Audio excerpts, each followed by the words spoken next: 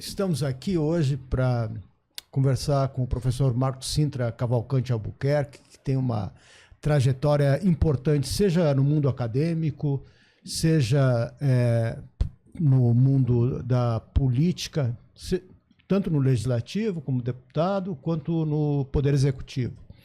E eu vou, antes de começar, lembrar que aos nossos internautas, né, que o José Márcio Rego, meu colega de entrevistas e na FGV durante décadas, então vai ser uma oportunidade importante. Hoje é a FGV completa, né? O professor Marcos, o Zé Márcio e eu. Vice-presidente da Fundação?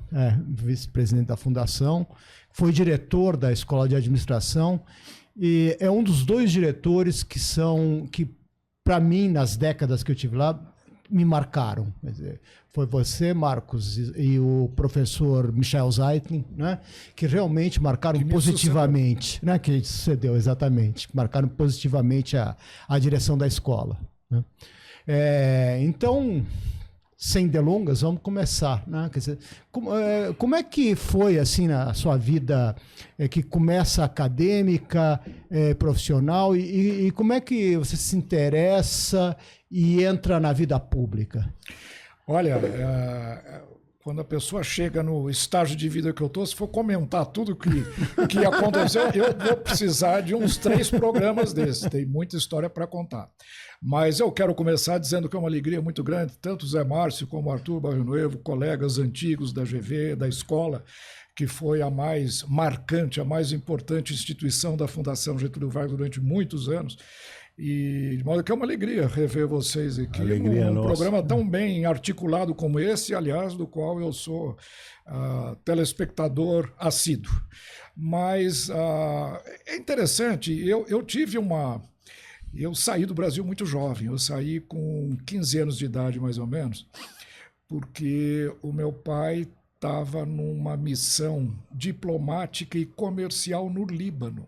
Olha. Eu estudava no Colégio Rio Branco e fui para o Líbano. Ele morou 6 anos lá no Líbano. Ele abriu um grande entreposto comercial de café. É um negócio da família que nós sempre tivemos, etc. Então ele morou lá há muito tempo. E num determinado momento eu fui passar um semestre com ele no Líbano, em Beirute, que era Paris do Oriente. Era uma cidade maravilhosa antes das guerras, etc. Um país interessantíssimo. E, inclusive, estudei durante 6 meses na escola jesuíta de Beirute, né? Falava-se francês, etc. E eu continuei o meu estudo médio. Eu saí do Rio Branco, estava no colegial, no 2º ano colegial. E, terminado aquele período, por dificuldades burocráticas que a gente conhece bem aqui no Brasil, como eu havia faltado 6 meses no colégio, eu ia ter que repetir ano, não podia, de alguma maneira, continuar na minha trajetória na escola. Então eu falei, olha, sabe de uma coisa? Vamos acabar ficando por aqui mesmo. Aí eu fui interno para um colégio inglês, num país de Gales. Fiquei 2 anos interno, a mesma coisa, queria voltar para fazer universitário no Brasil, mas como não tinha completado o ensino médio aqui no Brasil, tinha que ver as equivalências, toda aquela burocracia, precisava ter o carimbo do MEC para isso, para aquilo. Acabei, então, indo parar nos Estados Unidos, na Universidade de Harvard, onde eu acabei ficando 12 anos lá.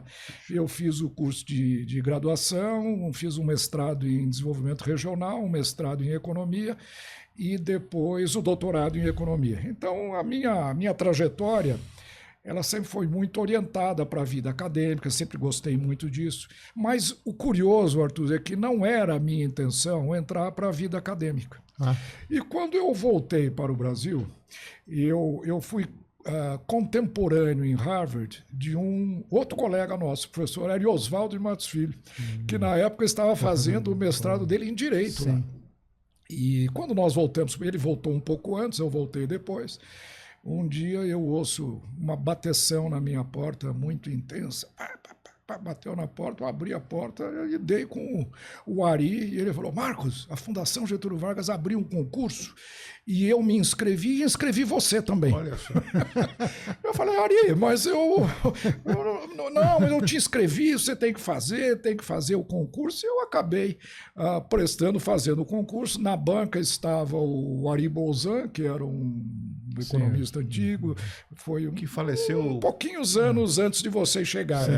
Faleceu até relativamente cedo, né? Morreu cedo, um cara muito talentoso. Era o Bressa, que era da banca, o Eduardo Suplicy, que era da banca, e o Gustavo Sais Silva. Essa era a banca de 4 professores. Aí eu fiz concurso e aí comecei a minha vida na Fundação Getúlio Vargas. Isso foi em 69. E eu provavelmente devo ser um dos funcionários da Fundação ainda mais antigos, porque eu ainda tenho como único carimbo na minha carteira de trabalho. Eu não vou exibir ela para vocês aqui, para vocês baterem nada disso, mas é o único registro que eu tenho. Mas você até podia, o Boulos não está aqui. O Boulos não está aqui, não tem problema, né? Mas, e vocês, como também têm carteira assinada, eu até bater palma. Mas então foi quando eu comecei a minha vida acadêmica. E estou há 55 anos desde então na Fundação Getúlio Vargas, com passagens, com saídas periódicas, né, para militância política, para cargos, que eu sempre me interessei também por política, mas com uma diferença muito grande. Nunca fui um político profissional. Eu sempre exerci um cargo público, voltava, reassumia a minha posição de professor na escola e depois assumia outra. De momento nenhum eu abandonei, digamos assim, a minha atividade em prol da política, me tornando um político profissional, que é uma das coisas que eu critico muito. Eu acho que, inclusive, é uma das razões de nós termos uma classe política tão desprestigiada como nós estamos tendo no Brasil. Então, a minha história de vida é mais ou menos essa. Eu diria que eu sou um professor universitário acidental, mas que há 50 anos continuo segurando a bandeira. Desde 1997, vice-presidente da Fundação. Pois é, aí eu fui diretor da escola aqui de São Paulo, tive algumas outras atividades profissionais que alavancaram muito a minha vida política, que eu fui editorialista econômico da Folha de São Paulo. Porque a Folha de São Paulo, no tempo do seu Frias, o velho, falecido, Frias, o pai do Otavinho, faleceu há pouco tempo, né? Ele era uma pessoa excepcional e ele foi o primeiro jornalista de porte no Brasil que começou a contratar professores acadêmicos, pessoas de perfil acadêmico, para serem os editorialistas, para escreverem as opiniões dos jornais. O primeiro foi o Serra, o segundo foi o Eduardo Suplicy, que ficou pouco tempo lá, porque parece que um tempo depois participou de uma greve do jornalista e acabou saindo da Folha. Depois veio o Roberto Macedo, com quem eu tinha também tido contato nos Estados Unidos, e ele quis, então, fazer um esquema de um dia ele, um dia eu, um dia ele, um dia eu, e eu entrei na... Isso me deu também, onde eu tive uma coluna durante muitos anos, isso me deu também uma inserção maior, não só na vida pública, porque é um jornal de grande prestígio, etc. Lá eu desenvolvi o projeto que mais me deu visibilidade, que é o projeto do Imposto Único, que foi muito discutido, muito debatido, muito criticado, mas ao mesmo tempo também muito elogiado. E aí, então, a minha trajetória política é essa. É sempre eu gosto muito de política, participo esporadicamente, mas continuo sendo, como vocês, um professor universitário, alguém que gosta da economia, gosta de estudar e me realizo na função. Hoje eu não dou mais aula, porque na vice-presidência da Fundação é mais atividades mais de planejamento, é mais de gestão da instituição, mas ainda participo aqui ou ali de algum seminário, de alguma orientação de tese, que é o que me dá muito prazer. Então, em breves palavras, essa é a minha trajetória, porque eu cheguei aqui. Claro. Na Folha, como editorialista, você ficou anos? Fiquei 7 anos na Folha. 7 anos. Tempo. Peguei o Plano Cruzado, que foi em 85. Eu cheguei na Folha no auge do Plano Cruzado, inclusive quando a Folha foi teve lá um problema, ela foi invadida pela Polícia Federal. Na época, o Romeu Tuma conduziu uma espécie de uma devassa na Folha, porque deu alguma matéria que eu não me lembro exatamente o que era. Mas foi no plano Collor. Plano isso, Collor. Isso foi no plano... Collor. Não. Cruzado, Isso foi antes. O plano Collor foi em 90, não, foi 89, 91. Isso foi em 85. Foi no plano cruzado que tinha aquele problema de fiscais do Sarney e aquelas coisas todas. E a Folha teve algum posicionamento que levou até aí. Então, eu peguei esse período, depois peguei um período de transição para o governo Collor, aí cheguei praticamente até o Plano Real, quando me elegi vereador, e aí saí da Folha. E aí que eu comecei a carreira não, as minhas incursões políticas, mas sempre pensando em economia. Aliás, a economia foi um grande trampolim até para a minha carreira política, porque foi graças ao projeto do Imposto Único, que realmente causou muita polêmica na época, que me alavancou, inclusive, politicamente, e que me causou uma enorme frustração, porque o projeto do Imposto Único virou um imposto a mais, virou CPMF, que é uma das coisas mais odiadas no Brasil do ponto de vista tributário, e que tinha a pretensão de ser uma outra coisa completamente diferente, né? Eu ia fazer uma outra pergunta, Arthur, mas eu só lembrando aqui a sua inserção como vereador, se você pudesse fazer quando você se elege vereador, quem que era o prefeito? Foi o Paulo Maluf. Que se elegeu. Se você pudesse fazer uma panorâmica dos prefeitos, desde o Paulo Maluf, um sobrevoo até agora o Ricardo Nunes, ou até antes do Ricardo. Olha, destacando as qualidades e os defeitos. São períodos muito distintos, muito diferentes, né? Porque quando eu fui vereador, naquela legislatura, nós sucedemos a Irundina. Sim. E antes dela, o Jânio Quadros, que eram duas pessoas assim muito diferentes, etc., mas deixaram uma marca na cidade. E uma das coisas que marcou muito tanto a gestão do Jânio quanto a gestão da Irundina, porque ela usou muito esse instrumento, era uma coisa que se chamava Operação Interligada. Operação Interligada era o seguinte, era uma adaptação da ideia do solo criado, que existe em muitos municípios em todo o mundo, aonde o empresário que quisesse construir além de um determinado patamar, etc., ele pagaria um preço, né? Que eram chamadas operações interligadas, uma experiência que a Irundina trouxe do Canadá, que era em uso. E eu, quando assumi a vereança, eu fui convidado para ser secretário de planejamento, que era da prefeitura, quem fazia esse tipo de operação, né? De operação.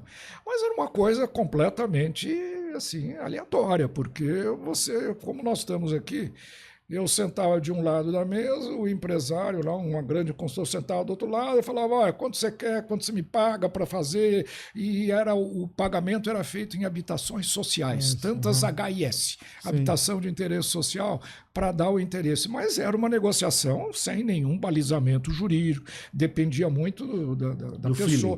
Quem me antecipou na Secretaria de Planejamento foi o Paul Singer, que era o secretário de Planejamento, e ele também fazia essas operações. Então, aí eu saí da secretaria, tive uma pequena desavença, nada grave, mas saí da secretaria, voltei para a Câmara e transformei a ideia da operação interligada no CEPAX. E foi um projeto que é nada mais do que a securitização do direito de construção, que é uma dos grandes ativos que a prefeitura tem. Ela é proprietária do solo criado, quer dizer, o nosso patamar, sei lá, de 4 vezes a área do terreno, qualquer coisa acima disso é propriedade comum. E eu vi na ideia do CEPAC, na securitização desses direitos, uma possibilidade de quase mimetizar a ideia da contribuição de transferência, como é que chama? Contribuição de melhoria. Contribuição de melhoria, Isso. Exatamente, contribuição de melhoria. E só com uma vantagem, como você vende o título antes, você antecipa os recursos para fazer melhoria. Já a contribuição de melhoria exigia que você primeiro investisse e depois fosse cobrar dos beneficiados. Então foi o primeiro projeto, digamos, que deu certo, econômico, na minha vida política, foi a criação do CEPAC. Eu apresentei isso como projeto na Câmara dos Deputados, da Câmara dos Vereadores, foi aprovado e depois aí teve uma série de incidentes, o PT diz que houve uma irregularidade na tramitação, que a comissão deveria ter feito audiência pública que não fez, demorou uns 3 ou 4 anos para de fato ser implantado, foi implantado de fato na gestão da Marta, que sucedeu a do Pita, portanto demorou um pouco, mas eu tive esses dois extremos, né?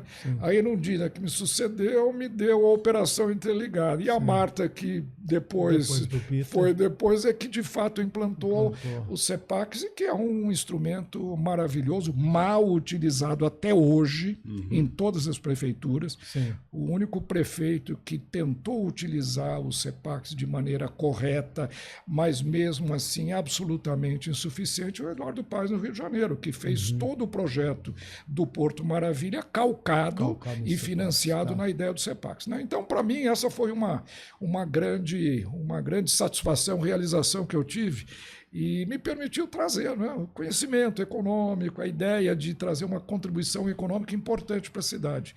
Os outros prefeitos, você o conhece tão bem quanto eu, né? O Pita foi um fato complicado e deu uma série de problemas, depois veio a Marta, depois sucedeu a Marta foi o Serra e o Kassab, que eu voltei a ser depois vereador com eles, então foram altos e baixos, né? O Serra e o Kassab foram, na minha avaliação, prefeitos razoáveis. A Marta também, eu acho que ela avançou bastante na pauta da cidade, né? O que me leva a crer, inclusive, que a administração de uma cidade como São Paulo, ela deve ser discutida menos em termos ideológicos, porque o espaço ideológico na administração de uma cidade como São Paulo, 11 milhões de habitantes, né? É muito restrito. Eu não acredito que ninguém vá mudar a instituição e a ideologia de uma cidade administrando a cidade. Mas a maior vitrine política que existe é a Prefeitura de São Paulo. Quem se dá bem na Prefeitura de São Paulo tem todo um patamar de visibilidade na política nacional gigantesco, né? Tanto que vários dos nossos prefeitos tiveram trajetórias importantes na presidência da República, etc. Mais até do que a governador. Agora, resumindo, eu acho que a cidade de São Paulo continua tendo problemas muito sérios, e uma das coisas que me levou, inclusive, quando apoiei o Marçal nessa última campanha, a dizer que os projetos dele não teriam enormes dificuldades financeiras e não deveriam levar a aumento de carga tributária, é exatamente a proposta que eu discuti muito com ele, de alavancar o uso dos CEPACs, que eu acho que pode transformar numa mina de ouro para a cidade. Quer dizer, a cidade de São Paulo, o patrimônio imobiliário da cidade de São Paulo é incalculável e está de posse da prefeitura, que, bem utilizado, pode levar isso ao benefício da sociedade como um todo. Eu justamente gostaria de explorar isso antes de discutir o Marçal, que o Zé Márcio com certeza vai ter interesse em levantar... Não só eu, mas os internautas os internautas também, né? Sim, foi um candidato super importante e tal, e que mudou a história dessa eleição que nós estamos vivendo, né? Mas, além de discutir o imposto único, você é conhecido por ter uma posição mais de liberal clássico, né? Então, embora você seja um liberal clássico, você participou como planejador, né, na prefeitura, né? E agora você fala uma coisa que eu acho também muito razoável, de que a ideologia não devia de ser o principal aspecto na discussão sobre como governar a cidade de São Paulo. Como é que se concilia como um liberal, mas ao mesmo tempo alguém pragmático, né, que quer discutir o futuro dessa cidade e aí já tem a sua participação 2 vezes como secretário, como vereador, depois eleito deputado também com votação importante aqui na cidade. Qual é a sua visão de futuro, né, já que você ia ser até o secretário de Fazenda, de quais problemas se deve enfrentar na cidade de São Paulo, na sua visão, e que seriam importantes, né, focar? Olha, o problema da cidade de São Paulo é que ela é normalmente tida como a cidade mais rica do país e como uma das cidades mais ricas do hemisfério sul, pelo menos na América Latina, né? O que, para mim, é uma grande ilusão. São Paulo é a cidade mais rica, mas também é a cidade mais pobre. Porque ela atrai segmentos populacionais de todo o Brasil, inclusive de outros países, e que vivem em absoluta miséria dentro da cidade de São Paulo. A desigualdade na cidade é uma coisa chocante. E foi aqui, nas minhas campanhas políticas, onde eu vi os maiores focos de pobreza, de miséria, de desnutrição. Portanto, administrar a cidade de São Paulo é você traçar um equilíbrio entre o atendimento das necessidades sociais da grande massa da população e, ao mesmo tempo, não desestimular o gerador da riqueza. Eu, já que você disse que eu sou um liberal clássico, eu sou um fã do Roberto Campos, foi um grande amigo meu, um grande apoiador meu do projeto do Imposto Único. Ele dizia, como é que era a frase? O primeiro passo na eliminação da pobreza é prestigiar o gerador da riqueza. Então, é exatamente esse conflito que o prefeito da cidade de São Paulo tem. Aqui estão os grandes conglomerados econômicos, aqui estão as maiores empresas, aqui tem um mercado consumidor gigantesco, uma elite, classe média pujante, grande consumidor e mesmo muita pobreza. Então, esse equilíbrio é que é muito difícil, não é? E esse equilíbrio exige, sim, planejamento, sendo ou não um liberal como eu sou.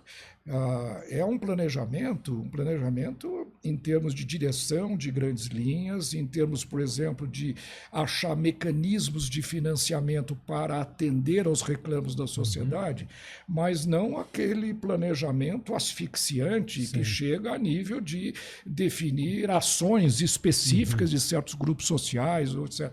Por exemplo, eu até mesmo em coisas aparentemente pouco importantes do ponto de vista econômico, mas muito importantes, planejamento urbano. Eu sou um crítico muito grande de um planejamento urbano muito amarrado, como, por exemplo, Brasília, onde você tem o bairro dos bancos, o bairro dos hotéis, o bairro dos bancários, o bairro do comércio. Quer dizer, aquilo acaba, das embaixadas, isso acaba gerando uma cidade fragmentada. E nós temos um pouco essa tendência aqui em São Paulo. Então, nesse aspecto, eu sou muito liberal. Eu acho que o planejamento urbano deve ser mais aberto, mais solto, para termos uma cidade de uso misto, não é? Que é agora. Os privilégios são muito grandes. Eu vou citar um exemplo para você. Eu, quando estava na Secretaria de Planejamento, nós tínhamos um programa de creches muito grande, de atendimento a famílias que, na época, exigiam construção de muitas creches. Isso foi há 20 anos atrás, 20 e poucos anos atrás. E a prefeitura tinha um terreno enorme no Itaim Bibi, onde tinha uma casinha velha, que era uma casinha de um sítio, e lá funcionava um centro de atendimento ligado à sociedade das Igreja? Alguma igreja? Não era igreja, a Sociedade das Senhoras Católicas, alguma coisa assim. Tinha um nome ali que eu me esqueci. Liga das Senhoras Católicas. Liga das Senhoras Católicas. E lá tinha um pequeno, mas era um terreno que pegava um quarteirão inteiro. Eu falei, não é possível. Vamos usar esse terreno, alavancar comercialmente isso, daria para construir um número de creches, fizemos lá vários carros, etc. A oposição veio exatamente da elite, que não queria perder a vista que aqueles apartamentos tinham, apesar do projeto ser um projeto arquitetonicamente e ambientalmente muito bem equacionado, etc., entendeu? Então foi uma oposição muito. Esse é o tipo de conflito que a cidade de São Paulo tem, né? Muitas vezes o conflito entre aquele que tem muito contra aquele que precisa dos recursos, isso em prol, eu diria, de valores que poderiam ser não minimizados, mas pelo menos controlados e evitar um desperdício de recursos. Está lá até hoje, o terreno continua lá até hoje. Continua ainda, né? É verdade. E é uma área bonita, sem dúvida alguma, mas poderia ter ajudado muitas, milhares de famílias a fazerem com que as mães encontrassem trabalho, que as crianças tivessem o tratamento na primeira infância necessária. Sério? Então, pagamos um preço por isso. Esse é o conflito da cidade de São Paulo, essa discrepância. É por isso que o prefeito da cidade de São Paulo tem que ser uma pessoa com uma visão muito boa, uma visão social, sem dúvida alguma, mas não exclusivamente social, para você não asfixiar o gerador da riqueza. O primeiro aspecto na superação da pobreza é você valorizar o gerador da riqueza. Então, sem dúvida. Isso é até interessante, porque o Roberto Campos, quer dizer, ele tem, no início da vida profissional dele, e que sempre que já foi importante, ele foi um grande planejador, né? Seja no BNDE, depois, ele foi muito importante no governo JK, né? Ele até tinha uma ideia, né, isso de tornar o Brasil uma base exportadora mais industrial, bem mais importante do que acabou sendo, né? Só no final dos anos 60, com o Delfim Neto, é que se fez todas aquelas medidas pró-exportação, né? Aí depois ele teve uma atuação mais política, né? Mais liberal, planejador no início. O PAEG também foi um plano que resolveu os problemas que a economia brasileira tinha na época, né? E abriu espaço para um crescimento muito forte depois. Mas é que interessante, Isso né? é interessante. Não, né? O professor Marcos Sintra pega, vamos dizer, o bastão ou algumas influências do Roberto Campos, Roberto Oliveira Campos, e agora, recentemente, né, vai influenciar um fenômeno novo da política, que é o Pablo Marçal, né?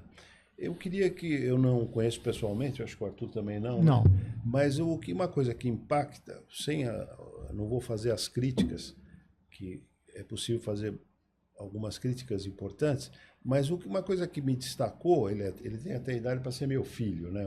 A minha filha mais velha tem a idade do Marçal. É a inteligência e a coragem, né? Que se falasse um pouquinho, até para os nossos internautas, você conviveu com ele assim? Não convivi, não. Eu conheci muito pouco, nunca tinha ouvido falar em Marçal até agosto desse ano. Não sou uma pessoa que teve qualquer contato, mas subitamente ele surgiu no cenário político e me chamou muita atenção, por várias razões. Primeira, pela capacidade de comunicação que ele demonstrou, né? Uma capacidade fantástica.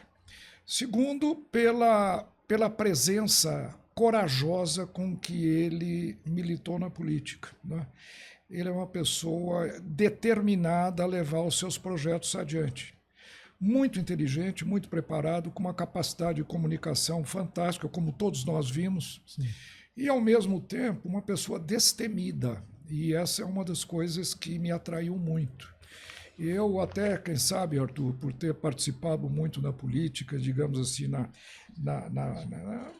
em alguns aspectos mais íntimos da vida política, eu me desencantei muito com o sistema, o chamado sistema político brasileiro, que envolve também o meio empresarial, a nossa elite, que é muito despreparada para cumprir a função que uma elite tem no sentido de desenvolver um país. Então, eu me desencantei muito. Eu tive formação nos Estados Unidos, fiquei lá 12 anos, eu podia ter ficado lá tranquilamente. Tive a oportunidade de trabalhar desde aquele momento que saía da universidade, provavelmente ter uma carreira brilhante lá. Brilhante não sei se seria brilhante, mas uma carreira muito positiva. Mas voltei ao Brasil porque acreditava no Brasil, acreditava no país, né? E esta visão é que eu acho que falta ao político brasileiro. A política virou uma profissão, não é uma dação que as pessoas devem dar em determinado momento da sua vida, em prol da comunidade. Então, isso me fez prestar muita atenção a esse aspecto de rompimento com o sistema, com o mecanismo. O Bolsonaro tentou fazer isso. O Bolsonaro tentou fazer isso. O discurso, aliás, que eu participei também muito da campanha do Bolsonaro, junto com o Paulo Guedes, fui um dos primeiros articuladores do plano de governo dele, ainda em 2017, mas a mensagem dele era essa também. Não vou negociar com partidos políticos, eu não vou negociar com o sistema, eu vou ser uma trajetória nova, etc, etc. E deu no que deu, quer dizer, ele foi absorvido, ele foi praticamente sequestrado pelo sistema e hoje é um político conservador, líder de uma corrente muito importante, mas perfeitamente entrosado e engrenado com o sistema político brasileiro. Prova é que está no partido PL do meu amigo Valdemar, que está longe de ser uma pessoa que desafia o sistema. Então, isso chamou muito para mim a atenção do Marçal. Ele rompia com essa coisa. E mais ainda, ele tinha uma mensagem prévia à vida política dele. Eu nunca tinha ouvido falar nele. Mas jogando tênis com o pegador de bola meu, que bate bola comigo, sim.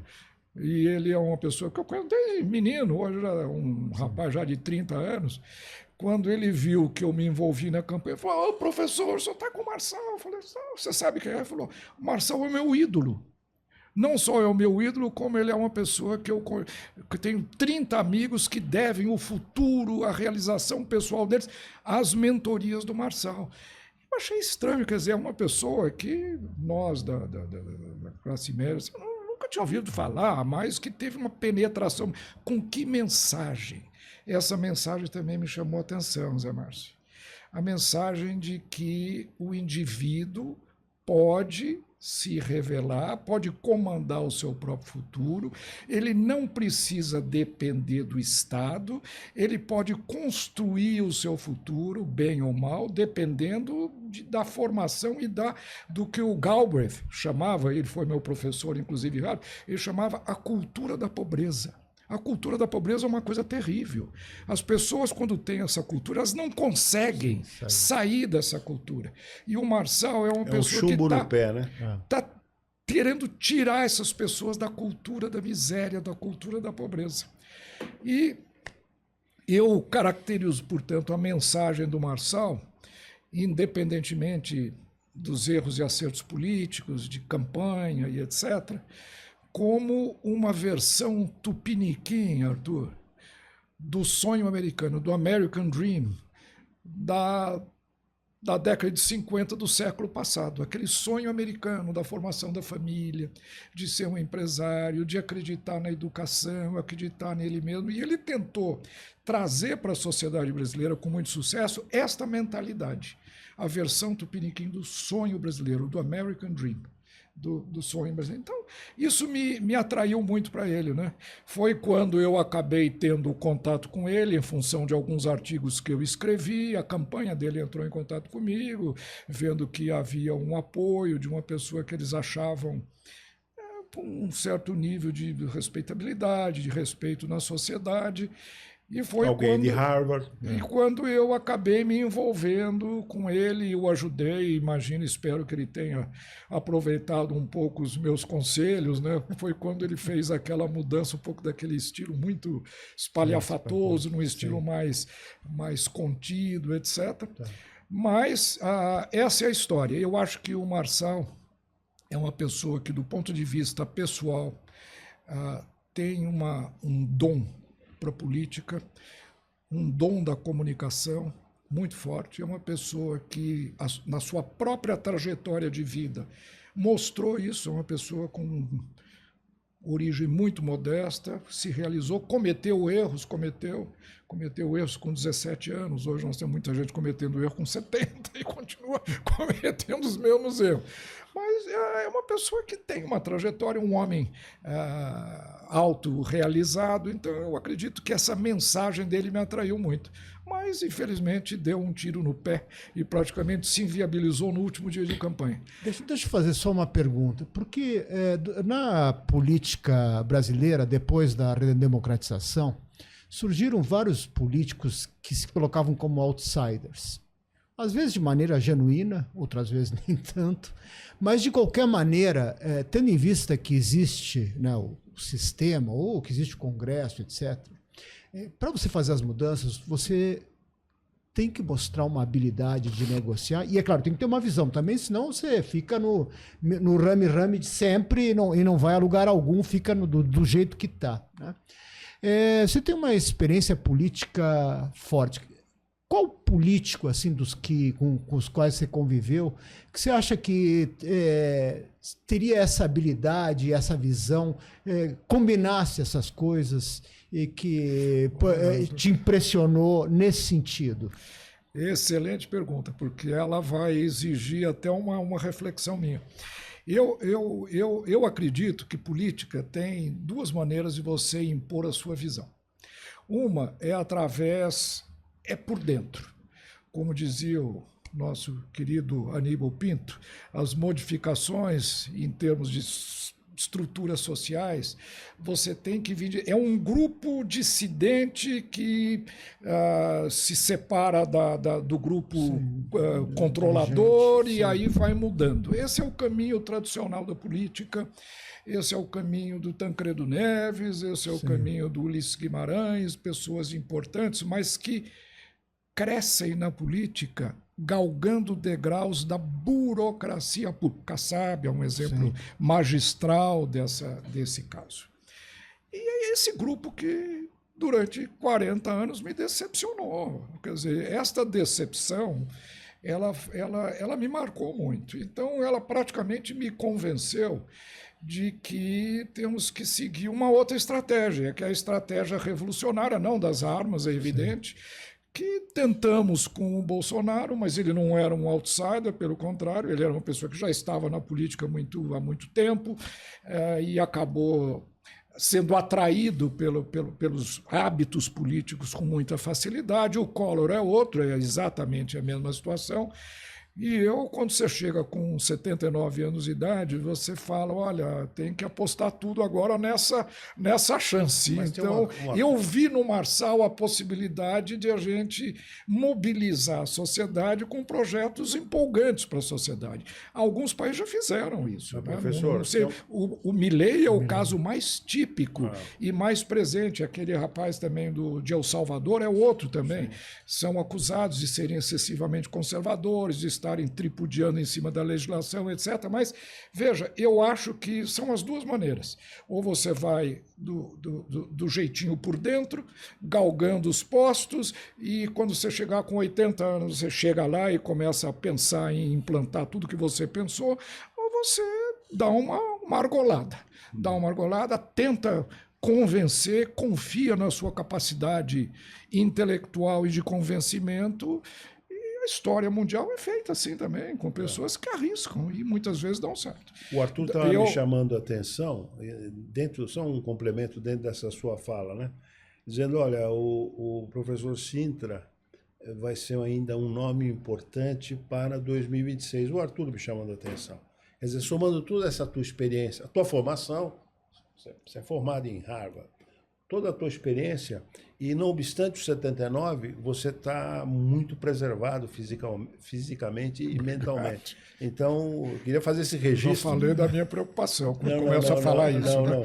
Eu estou falando nisso, eu queria dizer o seguinte, eu concordo com o Arthur, em cima dessa, desculpa essa inconfidência aqui, Arthur, em cima dessa tua fala, para destacar que 2026 tem um outro round aí, que eu acho que você pode ser muito útil para a sociedade brasileira, eu acho. Quando as pessoas chegam para você e falam, nossa, como você está bem, é um sinal que você está péssimo, você está um traste, e a pessoa começa a querer te agradar. Então, eu vejo como certo. Agora, deixa eu aproveitar. Mas é verdade, eu acho que daqui 2 anos, se Deus quiser, vou estar ainda bastante ativo, tenho boa saúde, essa é a realidade. Tem gente muito mais nossa. Você tem uma tia que tem mais de 110 anos? Ela morreu, ela faleceu com 112 anos, mas isso é genético também. Mas eu acho, sim, que a experiência é uma coisa que você... Existe uma frase que eu gosto muito e que sempre me pautou na escolha de assessores e nas minhas amizades. É uma frase, eu nem sei quem falou isso, mas ficou gravada na minha cabeça, que diz o seguinte, o mundo seria muito melhor se os jovens soubessem e se os velhos pudessem. Muito boa. Poder com a sabedoria. Eu acho que é a junção dessas coisas que faz a nossa sociedade, ela é muito enviesada em prol da juventude e ignora, diferentemente das civilizações orientais, a experiência. É lógico que você não vai esperar uma pessoa idosa, porque ela não pode, né, para assumir posições que um jovem pode, mas ele não sabe. Mas a junção disso eu acho muito importante, né? Então, a próxima eleição de 26, eu espero poder, sim, contribuir. Gosto de política, eu acho que o Marçal é uma pessoa que me atraiu muito do ponto de... Acredito que ele, depois desse fiasco que foi a divulgação desse documento, que a gente pode até abordar aqui, acho que foi um equívoco, um tiro no pé, como eu nunca vi. É o caso mais gritante de erro político, porque ele estava praticamente no segundo turno e chegando... Um tiro no pé pior que esse, só aquele no Lacerda, né? Na Rua Toneleiro. Ele curou com um pequeno curativo. Foi não. Mas você tem toda a razão. Foi um erro, porque ele perdeu, ele deixou de estar no segundo turno por 40 mil votos. Teve 1.700.000 votos em 5 milhões de votos. Eu acredito que essa coisa... Sem partido, sem tempo sem partido, na sem estrutura, sem televisão, sem dinheiro, sem nada, apenas... Sem a rede também, porque foi retirada a rede. Não tinha nada. Ele foi mérito pessoal e desempenhou bem. Envolveu, inclusive, a classe média, a elite. Eu também, essa é uma outra coisa, eu acho que política se faz, esse negócio de achar que política só se faz com o povo, está errado, se faz com o povo e com a elite. A elite é formadora de opinião, a elite comanda os meios de produção, a elite comanda os meios de comunicação, a imprensa é parte da elite. Então, você tem que unir as duas coisas. O voto, não é, que é muito maior, é evidente, mas ela tem que ter o comando da elite de um país. A política depende muito do tipo de elite que cada país tem. E eu, então, vi na campanha dele, e espero ter trazido alguma ajuda em abrir esse espaço para ele num público que ele não tinha, que é a classe média, meio universitário, estudantil, parentes meus, a minha mulher, que nunca tinha ouvido falar, e gente, amigos que tem, como nós, que nunca jamais tinham ouvido falar em Marçal, aderiram à campanha vendo uma coisa nova. Então, eu acho que ele ainda tem muito... ou teve uma possibilidade muito grande de chegar, mas perdeu a oportunidade, e não é fácil recuperar. Mas quem sabe, dialeticamente, tenha sido bom. Agora eu vou viajar na maionese aqui. Porque se ele se elege prefeito, ficaria ruim ele se candidatar à presidência da República. Quem sabe ele ficou solto aí, dialeticamente, sei lá. Mas não ficou solto de uma maneira boa. Ficou solto de uma maneira... Né? Marcou muito a personalidade que as pessoas acham que ele tem, o erro, a falta de controle da sua campanha. Então, eu acho que foi um tiro no pé e não foi bom para ele. Logicamente, eu ouvi até uma interpretação mais ou menos nessa linha, dizendo que São Paulo é tão difícil de ser administrado que ele ia se queimar sendo prefeito, que é bom ele sair com a fama de ser um bom político, mas não ter se queimado. Eu não concordo. São Paulo é um palco para uma pessoa com condições de fazer uma bela administração. É a grande vitrine política para galgar qualquer outro ele cara. Se candidatar à presidência em Não, 2006. ele tem dito isso. Bom, isso todos dizem, mas eu acredito nas boas intenções dele. Eu acho que ele é uma pessoa, um jovem, é um rapaz sincero, ele não é enganador, ele não é uma pessoa inescrupulosa, como alguns acreditam. Essa coisa desse documento, ele é uma pessoa, quem sabe, pouco precavida, um pouco ousada demais, a ponto de divulgar um documento que ele não se deu ao trabalho de verificar a veracidade dela. Sim. Quer dizer, enfim, isso é um erro político, né? Então ele acabou sofrendo isso. Mas tem um potencial grande, eu acho que ele pode voltar à política, ainda que não será uma tarefa uma tarefa simples, não. Agora, ele não pretendia sair do cargo. Disse que ia cumprir os 4 anos, havia dito antes que ele, inclusive, não se candidataria, principalmente contra o Lula, porque ele dizia que o Lula é imbatível, e não seria candidato contra o Lula, jamais seria candidato em desacordo com o Bolsonaro. Enfim, ele tinha um projeto de mais longo prazo. Sem dúvida alguma, a ambição dele era chegar ao topo. Isso eu não tenho dúvida nenhuma. E como uma pessoa assim, um pouco idealista, utópica quase, e um vencedor, na corrida da vida, ele é um vencedor, eu acho que ele tentaria levar isso a bom termo, mas jamais entregaria a prefeitura antes. E teria sido um bom prefeito. Ainda mais, eu dizia para ele, não vai faltar dinheiro.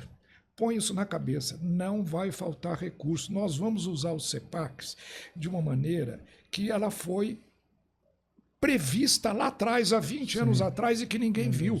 Isso tem que ser um título, Arthur, para ser transacionado na Bolsa de Valores. Fundos de pensão têm que comprar esse título. Qual é a maior garantia que pode haver em qualquer título negociado em qualquer bolsa do que ativo imobiliário, que é o solo criado, patrocinado pela maior prefeitura de São Paulo? Esse é um ativo fantástico, não é toda cidade que tem a sorte de ter esse ativo que ele pode colocar à disposição através do mercado de capitais. Então, a ideia era transformar isso numa fonte de recursos abundante e com antecipação relativamente às obras a serem feitas. Então, não é correr atrás do dinheiro, investir e correr atrás do dinheiro. Pelo contrário, se tiver a credibilidade e a sustentação de mercado necessária, esse CEPAC seria um instrumento comprado, seria uma commodity no mercado financeiro, comprado por viúvas, comprado por pessoas que querem investir para ter rendimentos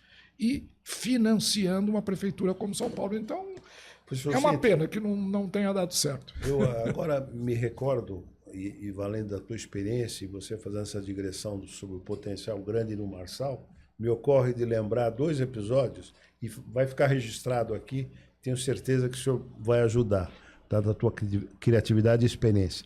Eu lembro que o senhor me forneceu subsídios, o senhor era secretário, e para nós comprarmos, foi até um pouco ideia sua, para nós, a Fundação, comprar a área do Matarazzo. Chegamos até o Nakano e eu, acho que você sabe dessa história, ir lá na Previ, não é? Infelizmente, o valor que nós bidamos lá ficou muito aquém do que o Alar, o grupo francês, acabou.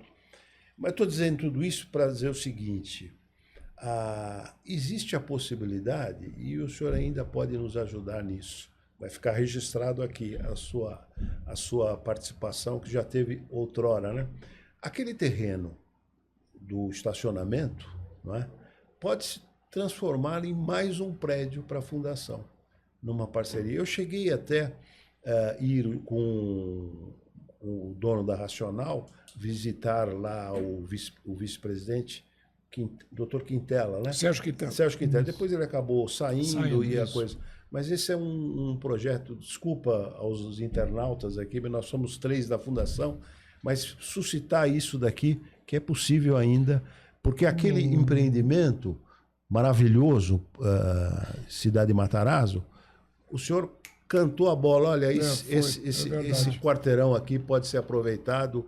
Lembra que você foi um dos primeiros a falar isso aqui? Porque eu tomei conhecimento daquilo justamente quando eu estava na Secretaria do Planejamento, e o Alar se interessava, mas ele teve muita dificuldade, inclusive a Previ, depois, num determinado momento, rompeu negociação com ele. Foi quando eu imaginei que a Fundação Getúlio Vargas poderia se interessar. Inclusive, cedendo à Prefeitura um terreno que nós temos na Raposo Tavares, que é de propriedade da Fundação Getúlio Vargas, um terreno muito grande, numa área muito valorizada, uma reserva ambiental maravilhosa. Correndo o risco de ser invadida. E que corre o risco de ser invadida, em realidade foi invadido um pedacinho dela, E a ideia era fazer uma permuta que permitisse nós expandirmos para um centro icônico da cidade de São Paulo, que é o Hospital Matarazzo, né? Mas esse é o tipo de coisa que São Paulo tem N oportunidades como essa. O que precisa é alguém com criatividade, com vontade, com uma cabeça aberta e que viabilize, né? Que chame a Fundação Getúlio Vargas para ajudar na estruturação financeira do negócio. Existe, por isso que eu digo, São Paulo é uma grande vitrine política. Um bom administrador aqui pode fazer coisas maravilhosas e a cidade precisa. A cidade é muito sofrida. A nossa periferia é uma coisa gigantesca, é um mundo sem fim e extremamente precária e exige uma administração muito mais ousada e muito mais criativa do que nós temos tido ultimamente. E, logicamente, as dificuldades também não é só querer, né? Nós temos, como você falou, a estrutura, o apoiamento político, as nossas instituições, tudo isso prende a gestão pública brasileira. Eu queria até prosseguir nesse ponto. Eu acho que um dos pontos que foi enfatizado na sua fala é assim, a sua decepção com a nossa elite.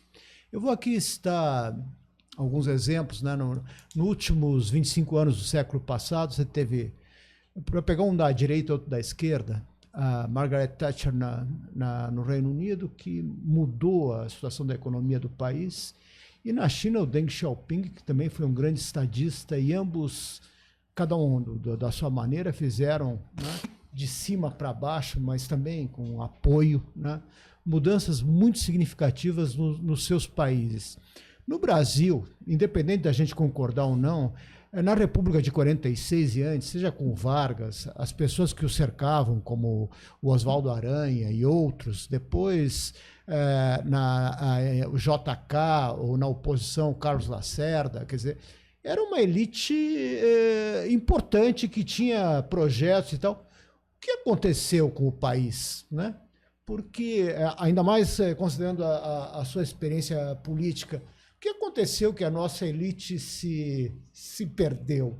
É uma observação que você faz, mas que traz a resposta dentro da pergunta, né? Ela se perdeu, literalmente, né? Eu acho que a elite política brasileira ela se deteriorou de tal forma, mas isso não é... Eu não culpo as pessoas, eu culpo muito agora que o prêmio Nobel está sendo dado para institucionalistas, né? Então, eu acredito que as instituições elas têm um papel fundamental. E os instrumentos políticos, o sistema eleitoral brasileiro, eles não se ajustam a uma federação como a brasileira, né? Eu acho que nós temos uma situação onde o eleitor não tem contato nenhum com o eleito, com o seu representante. Eu me lembro fazendo campanhas para deputado, às vezes eu tive uma votação, como eu não fui um político de núcleo, não tinha bairro onde eu tinha voto, nem cidade. Meu voto era um voto muito mais de opinião, etc. Então eu tinha voto disperso em toda a cidade. Tinha cidades lá na barranca do Rio Paraná, onde eu tive 10, 15 votos. Qual é a minha responsabilidade com aquela cidade ou com aquele eleitor? Eu nunca tive lá, nunca participei, nunca conversei com aquelas pessoas. Então eu sou um defensor intransigente do voto distrital, puro, nada de misto, puro mesmo. Se for o misto, tudo bem, aí com uma lista, ainda é aceitável, mas o voto distrital, para mim, é fundamental, primeiro. Segundo, a estrutura política brasileira. Isso é uma vergonha. Partido político no Brasil é propriedade familiar, é como cartório era no passado. Aquilo passa de pai para filho, aquilo tem dono. E nas mãos desses donos de partidos são depositados, sem controles adequados, 6 bilhões de reais para essa última campanha. 6 bilhões foi o fundo partidário.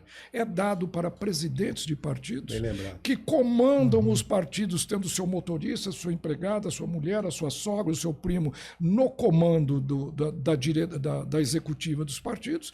Então, a degradação que nós tivemos foi muito forte. né?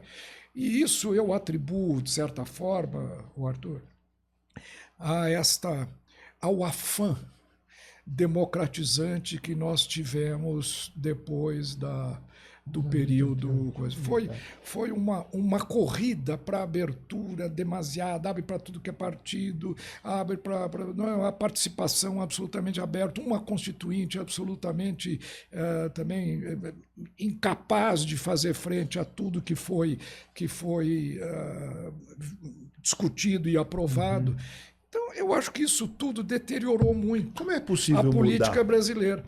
Isso. Eu começaria, e eu tenho dito, eu sou economista, não falamos de reforma tributária aqui, mas que é a única área que eu realmente me dedico bastante, mas eu acho que das reformas, a política, sem dúvida alguma, e como um subitem da política, a reforma eleitoral é a fundamental. É a fundamental. Não é possível. Eu fui vereador na cidade de São Paulo. Eu tinha um vereador, não vou dizer o nome, que ele teve outro dia, até encontrei uma filha dele, uma senhora já. Ele era vereador durante 45 anos, ele foi vereador. Ele era médico de formação, mas durante 45 anos vereador. Esqueceu medicina, vivia da atividade parlamentar, e quando você tem uma atividade política e você depende dela, você é capaz de tudo, de qualquer coisa para se manter. Inclusive, essa é a fonte, na minha avaliação, de tendências de corrupção e tudo mais. Então tem que acabar com isso. A política não pode ser uma profissão, a política tem que ser um momento na vida. Não é? Eu sou contra, por exemplo, a reeleição no legislativo. Nós já proibimos a reeleição depois do segundo mandato para o executivo. Mas no legislativo, tem gente que está lá há 60 anos, sempre no mesmo cargo. Você começa a perder a noção, você começa a se achar dono daquele pedaço. No Poder Judiciário, cargos, como é que se diz? Vitalícios. Não tem cabimento. Tribunais de contas são nomeações políticas para cargos vitalícios. Então, veja, nós transformamos a política numa profissão altamente rentável para aqueles que desejem e tenham más índoles e queiram praticar política. Isso é que eu sempre fui contra, e eu acho que então a reforma política é muito importante. Mas você tem razão, a política degradou muito. Não é? A participação política antes era uma dação que pessoas de sucesso, conhecidas na sociedade, traziam. Hoje não, hoje passou, hoje você passa de pai para filho. Professor Cintra, aproveitando toda a tua experiência e política e a sua capacidade analítica, e o fato do senhor ter praticamente a mesma idade do presidente Lula, queria que o senhor nos brindasse aqui com uma análise dos governos Lula, né? Bom, as primeiras duas administrações petistas, né, elas foram quase que um resultado natural de um processo de estabilização iniciado pelos governos anteriores, né? Isso é inegável.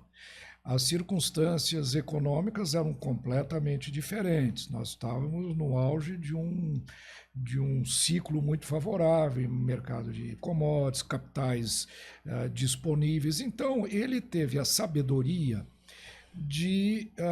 antes de mais nada, PT não é um partido comunista. Partido, apesar do Marçal chamar esses comunistas, é um partido social-democrata, um pouco mais para a esquerda, um pouco mais direita. Estamos longe de um governo socialista. E o Lula ele teve a sabedoria de ter primeiro o prefeito de Ribeirão Preto, Palocci, no Ministério da Educação, um homem muito ponderado, infelizmente muito atraído por valores materiais, mas ele era um homem muito controlador de si mesmo. Inteligentíssimo. Inteligente e com autoridade, e comandou a economia muito bem. Recebeu, como eu disse, uma herança favorável, e ele teve uma administração muito aplaudida por todos, né? Então não há muito a dizer. Isso que eu estou dizendo, eu acho que é praticamente consenso entre todos os analistas econômicos, tanto que depois elegeu com muita facilidade a Dilma quando a coisa começou a desandar.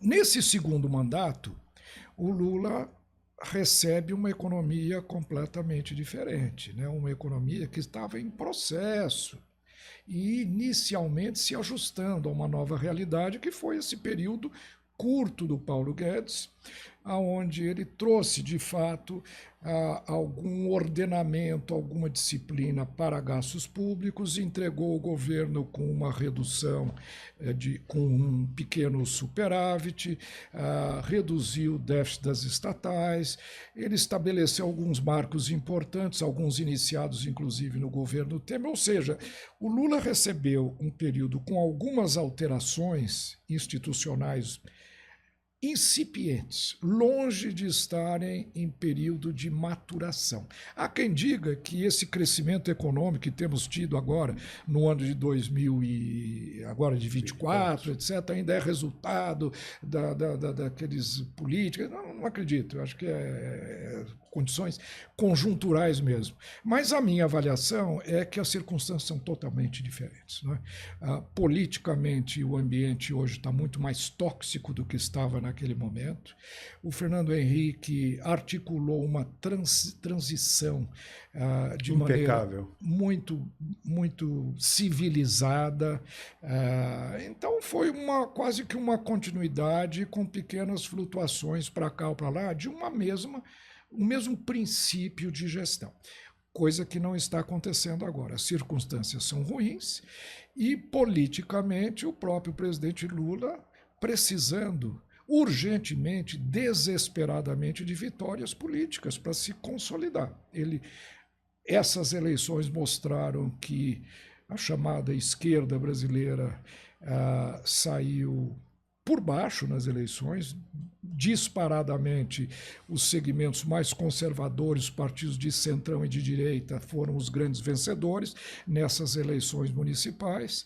Isso vai marcar a política nos próximos anos. Então, o governo do PT hoje ele está sendo conduzido por projetos que tragam dividendos políticos e não por projetos que busquem a estabilização da economia, né?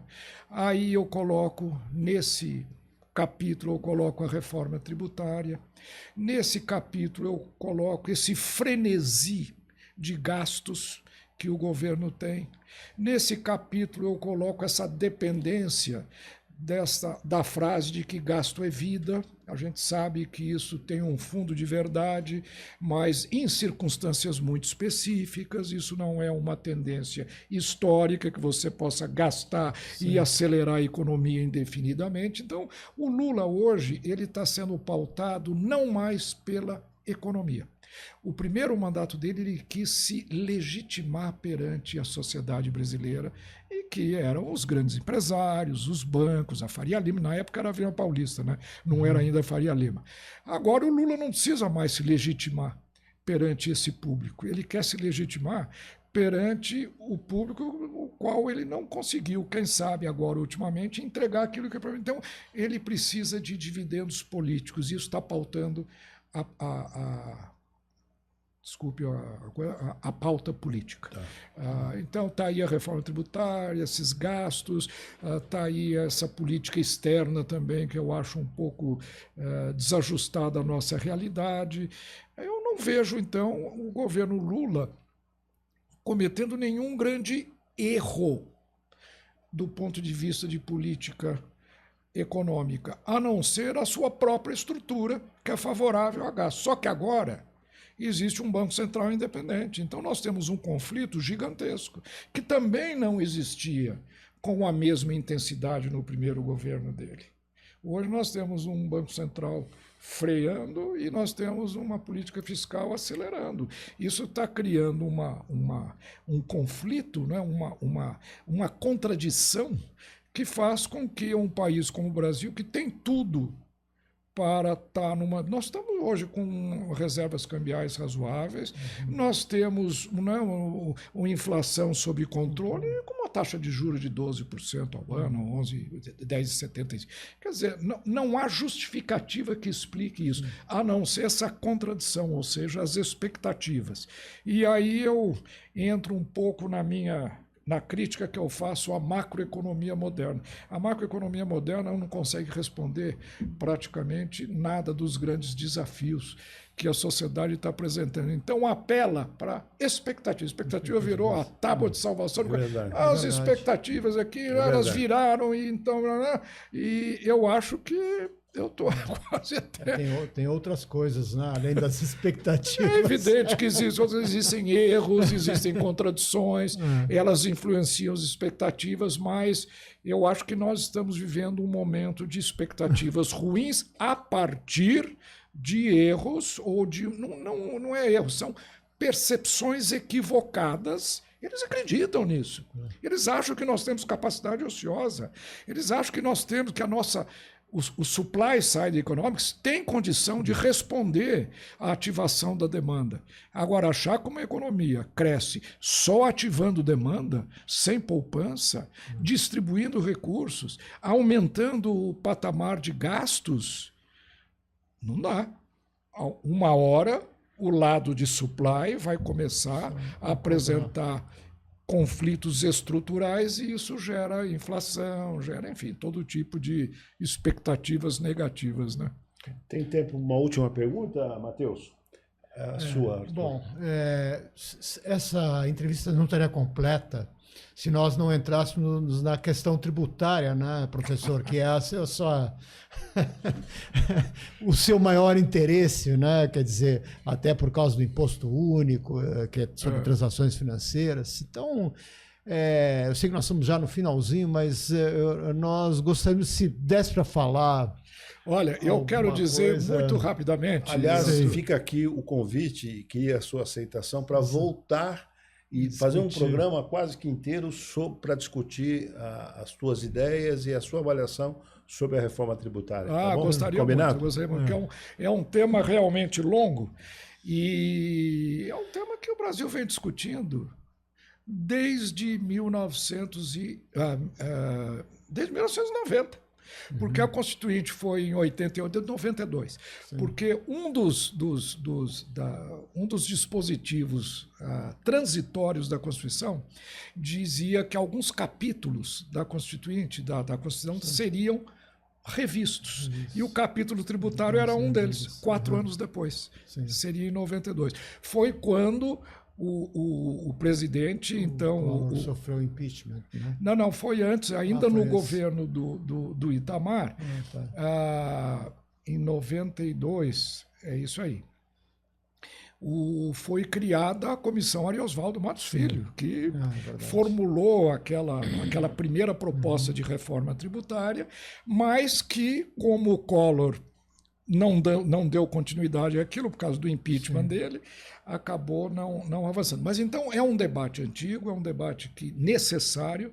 Nós temos um sistema tributário extremamente complexo, desfuncional, burocratizado, que leva a uns maiores contenciosos tributários do mundo, né?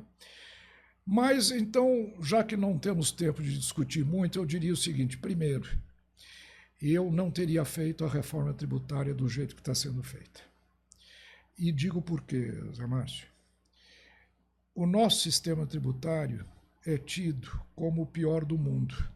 E eu discordo frontalmente dessa ideia. Não é o sistema tributário que é complexo, que é ruim, que é burocratizado. É o país que é complexo, que é difícil.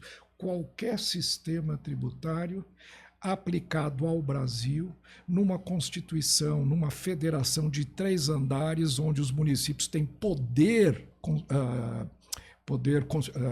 autonomia constitucional para estabelecer tributos, qualquer sistema tributário passaria por um processo de desgaste, de entropia e levaria a essa complexidade. Pelo contrário, o nosso sistema tributário ele foi uma construção que vem desde 1965, começou na nossa instituição em 1965, quando Roberto Campos, quando o Alcide Jorge Costa, quando o Lyoa Canto, grandes constitucionalistas, todos eles participaram da construção de um sistema que Tem depois... até o nome, né? Eu esqueci o nome agora da comissão.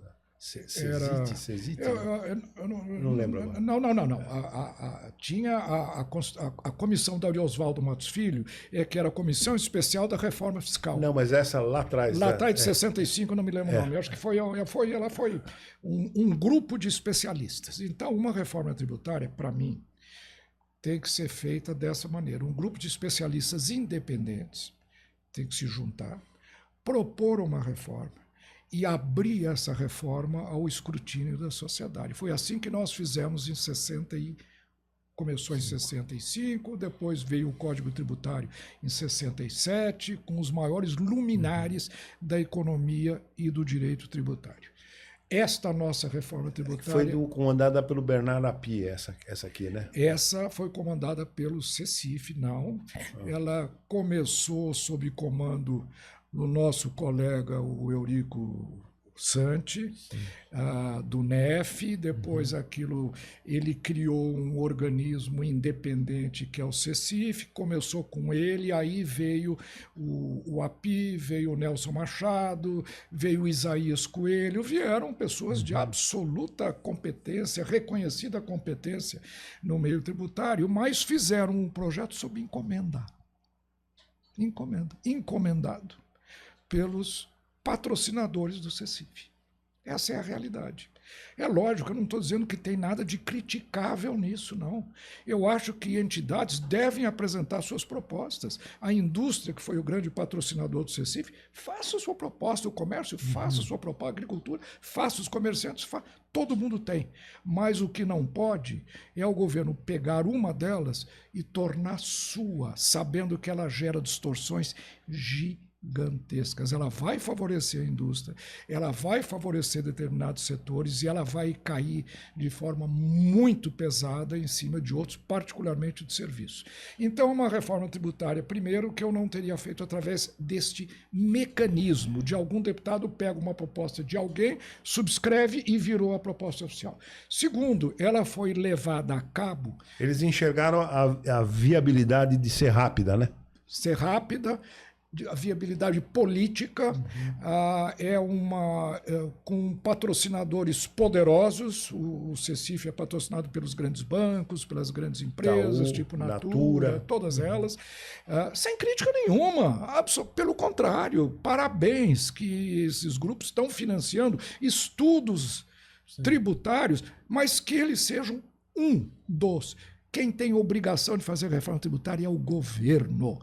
O setor privado tem que apresentar propostas e, eventualmente, avaliar, filtrar discutir uma proposta, que é o que a Espanha está fazendo. A Espanha está fazendo uma reforma tributária. Agora, né? Agora, convocou um grupo de especialistas. No ano passado, eles publicaram o livro branco, que é a proposta desse grupo de especialistas. A sociedade está debatendo esse projeto, não é? Aí sim vai. Então, a reforma tributária, para mim, ela nasceu enviesada, ela nasceu muito parcial, porém com um atrativo político muito grande. E ela foi aprovada de afogadilho, sem debate, com pouca transparência, e ela comete alguns erros que poderão, em resumo, resultar o que eu chamo um mar de incertezas. O Brasil vai viver num mar de incertezas nos próximos 10 anos, com um período de transição muito longo e, sobretudo, Arthur, um sistema que jogou fora tudo que nós temos. Quando eu disse que não faria isso, eu não jogaria fora o nosso sistema. Ele passou por um processo de entropia, mas ele precisaria ser revisto, sem necessariamente jogar tudo na lata do lixo e colocar um outro que está transformando o Brasil num laboratório. E nós somos as cobaias. O Brasil, nessa reforma tributária, está fazendo coisas que alguns outros países fizeram, mas outras que nenhum país fez e que não faz sentido do ponto de vista econômico. Como, por exemplo, o split payment. Isso não faz sentido do ponto de vista operacional. Ele pode ser, ou pelo menos é um desafio gigantesco. O pior de tudo é usar um IVA, que é um imposto sobre valor agregado, para as atividades financeiras. Não existe cadeia de produção na atividade financeira. Não tem cadeia de produção. Como é que você vai impor um sistema de valor agregado onde cada etapa do processo de produção agrega valor? Sim. E chega até, quer dizer, um trenzinho vai parando em várias estações, você vai pondo mercadoria até chegar no consumo final. E em cada etapa você vai agregando valor e você vai tributando. Setor financeiro não tem cadeia de valor. É dinheiro fungível. Eu não sei de onde veio aquele... Como é que você vai aplicar um imposto sobre valor agregado? Isso desafia a lógica. Nenhum país do mundo faz isso. E nós estamos fazendo.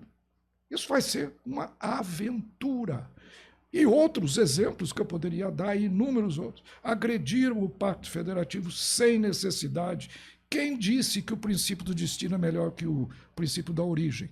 Que é o que nós estamos agora adotando, ou seja, a receita da tributação de consumo não fica na origem da transação, no estado ou na jurisdição de origem, mas vai para o destino.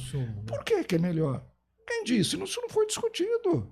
Pelo contrário, nós tínhamos, ao longo de 60 anos, desde a reforma de 61, construído um sistema híbrido, onde uma parte ficava no destino, outra parte ficava na origem. Jogaram fora isso, jogaram tudo no destino. Quem disse que isso é bom para os estados produtores? Isso vai levar estados do centro-oeste à falência. O estado com pequena densidade populacional, níveis de consumo baixíssimo e o altíssimo valor exportável que não é consumido. O que vai acontecer com a nossa agricultura de exportação, com os estados produtores da nossa agricultura de exportação? Quem vai financiar a infraestrutura, que é o nosso grande problema do agro? Porteira para dentro maravilhosa, porteira para fora ruim. Enfim, então eu acho que a reforma tributária ela envolve problemas tão cruciais para o país que, se vocês me convidarem, eu virei com o maior prazer para rediscutir isso, ponto a ponto. Já está convidado. E deixa a política de lado. Eu quero virar economista de novo. Não, só discutir sistema tributário. Tá bom, perfeito. Tá bom. Bom, Marcos, muito obrigado. Foi um prazer e aprendemos muito e continuaremos aprendendo na próxima conversa. Aí, sobre um tema mais específico, que é a reforma tributária e a sua proposta, né, de mudança. Muito obrigado, professor. Olha, eu agradeço vocês, é uma alegria estar junto com vocês, né? Muito obrigado. E espero a gente poder voltar assim e ter um momento tão bom como esse que nós tivemos. Tá. Muito obrigado.